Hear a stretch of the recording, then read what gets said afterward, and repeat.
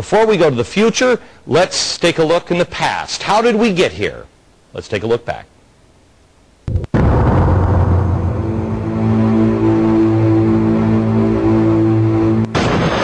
19 men lay awake all night in preparation. On September 10th, Americans were playing politics, and they had chosen to bury their heads in the sand and ignore the coming threat.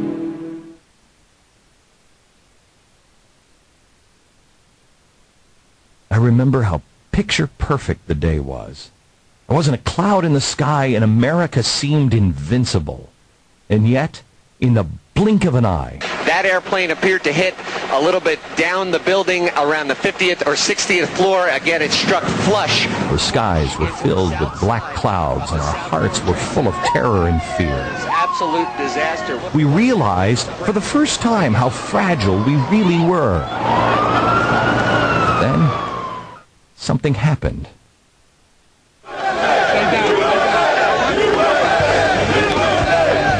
We came together and we promised ourselves that we would never forget. On September 12th, and for a short time after that, we really promised ourselves that we would focus on the things that were important. Our family, our friends, the eternal principles that allowed America to become the world's beacon of freedom. I can hear you, the rest of the world hears you, and the people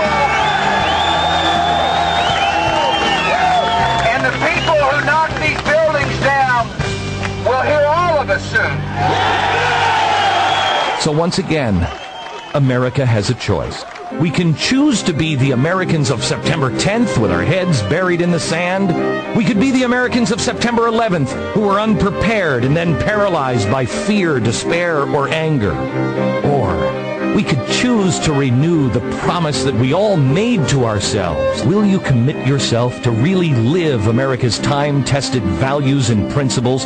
Will you, with fierce determination and malice towards none, be a watchman at the gate to alert those still asleep to rise up and be America's next greatest generation?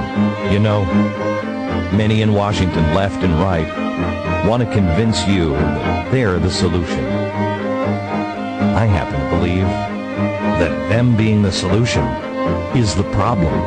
The system has been perverted and it has to be restored. Those who screwed up must be allowed to fail. Those who broke the law must go to jail. And those who have played by the rules need to be left alone to rebuild our nation. The answers have never come from Washington. We weren't told how to behave that day after 9/11. We just knew it was right. It was the opposite of what we feel today.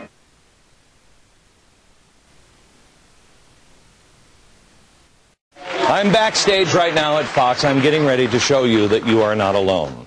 This is your country. You're still in control, but it seems today like nobody gets it. Let me tell you something. You're going to meet people from all across the country right now, from people all across the political spectrum. Come on, follow me. No matter where you are, from our studio audience here in Midtown Manhattan, to the sidewalks outside, to the people all over the country.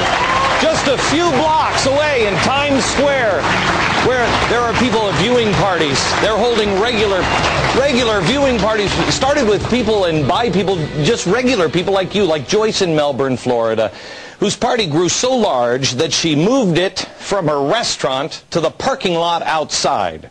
To the gatherings in Noah's in South Jordan, Utah, to homes in Golden Valley, Arizona, and Brewer, Maine, to the Garage Bar in Columbus, Ohio, and virtually every small town and big city in between in this great nation. There are people gathering in ranches in Texas, where some familiar faces have gathered to watch the show. A few weeks ago, I asked you to send in your picture if you believed in the principles. Well, I got to tell you, the response was so overwhelming that you shut our servers down. Here at Fox News, you shut the servers down 5 times. The results of the email is this. It's a mosaic. It includes only about 10% of all the pictures that we've received, but the mosaic proves that while a single photo is just a face, it's just a photo, thousands of them grouped together in the right way can create something much more powerful. You have to realize that you're not alone. You have to realize that there are more of us More of us that believe in the wonders of America, believe in the individual, because we know who we are. We are men and women of the United States of America, no matter where we've come from before, no matter what the color of our skin is, no matter if we're rich or if we're poor.